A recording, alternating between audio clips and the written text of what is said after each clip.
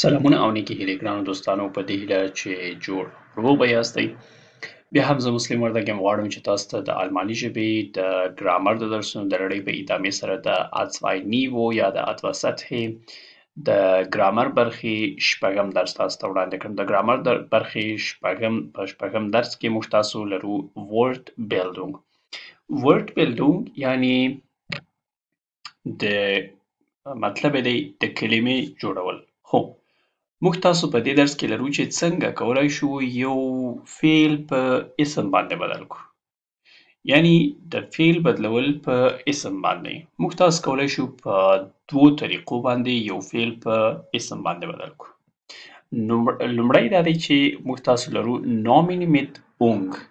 نامن میت اونګ یعنی اسم یا نوم میت اونګ یعنی چې په او ان ګ سره یا په انګلیسي کې موږ تاسو وایي چې په یو ان جی سره په او ان ګ سره د دې په واسطه سره موږ تاسو کولی شو چې یعنی کله چې موږ تاسو دا د یو فعل په آخر کې ورسره اضافه کو نو هغه فعل په څه باندې اوړي؟ په اسم باندې.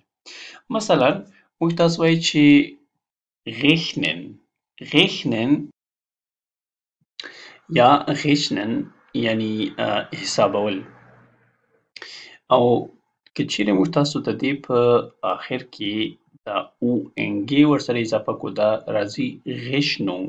بیا یعنی هر هغه فعل چې په آخر کې یعنی هر هغه اسم هر هغه اسم چې د هغې په آخر کې او ان ګ راغلی وي د هغې آرټیکل دی دی. دا یو قانون په یاد ولرئ. نو وایي چې دی غشنونګ دلته معنا دلته فعل حالت دی یعنی حسابول او دلته اسم ته واوښتو یعنی حساب. او غشنونګ چې دی دا هغه ته هم وایي بیل ته هم وایي. یعنی اکثره وخت په آلمان کې چې څوک وظیفه نیسي یا یو کار سرته رسوي درته وایي چې د تیرو 3 میاشتو غشنونګونه مو راوړئ. غشنونګ یعنی د تیرو 3 میاشتو حساب یا بیلونه یا هغه څه یعنی چې تاسو مثلا معاش ترلاسه کړی دی.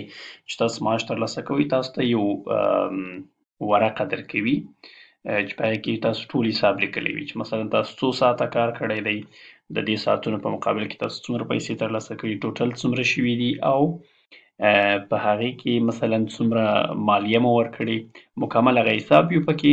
نو هغه حساب ته چې دی هغې ته غشنونګ وایي مکمل.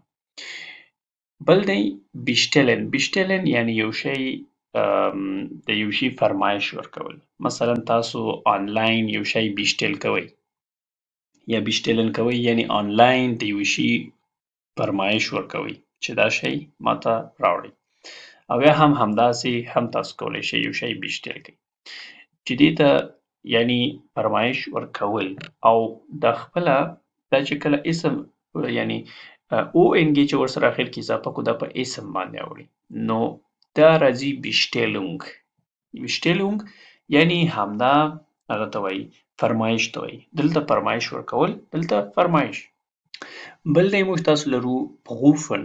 پروفن یعنی امتحانول، یو شی امتحانول. که چیرې د دې په آخر کې موږ تاسو ورسره او ان ګ اضافه کړو نو دا راځي یعنی دا ای ان ځینې خواته کړو او دلته دلته بیا هم ای ان په دغه ځای کې دلته هم راغلی او دلته هم راغلی. ای ان ایسته کوو ځینې او په ځای یې او ان ګ اضافه کوو په هر فعل کې. دلته دی پروفن دا ای ان ځینې خواته کې دا به شي پروفونګ. پروفونګ چې هغې آرټیکل بیا هم دی راځي دی پروفونګ. دلته امتحانول دلته ځینې جوړ شو امتحان. بل دی انشایدن. انشایدن معنا تصمیم نیول. ای ان ځینې خواته که او او ان ګ ورسره اضافه کوي نو وشي انشایدونګ. دی انشایدونګ یعنی تصمیم. ریګل بیا هم قانون دی. قانون همدا دی چې مثلا که چیرې د یو اسم په آخر کې او ان ګ راځي آرټیکل یې همیشه دی دی. بل دی راځو موږ تاسو دوهم ډول لرو چې دوهم ډول څنګه کولی شو چې یو فعل په اسم باندې بدل کړو.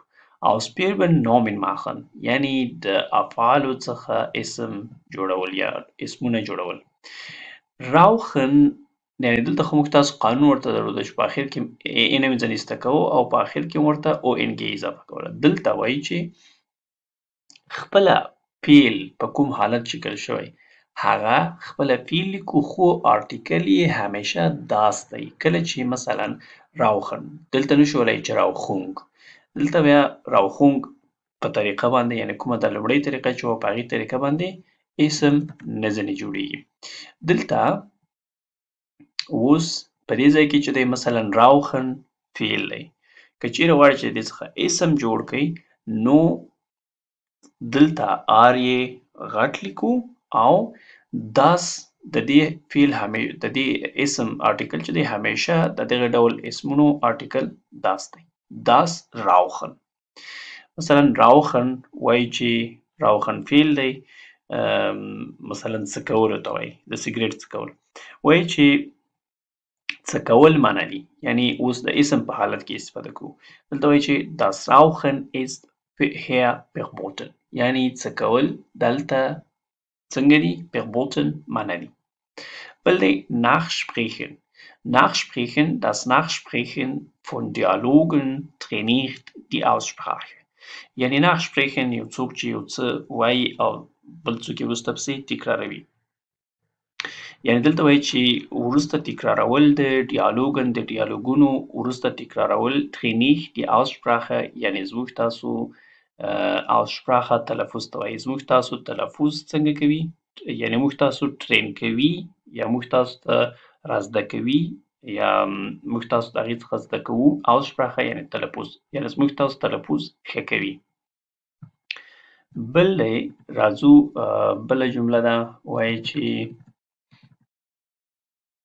learnen مثلا learnen دی دلته دا یعنی زده کړه زده کول دا چې اوس اړه اوس زده کړې ته نو داس به ورسره یو ځای کړو او دا ال به یې غټ کړو وایي چې das lernen mit dem Video macht mir immer Spaß یعنی زه یعنی د ویډیو څخه په زده کړه باندې زه خوند اخلم یا زه لذت ځنې اخلم. یعنې د ویډیو څخه چې زه زده کړه کوم دا ماته خوند راکوي یا زده کړه د ویډیو څخه ماته لذت راکوي. das learning یعنې زده کړه learning زده کول.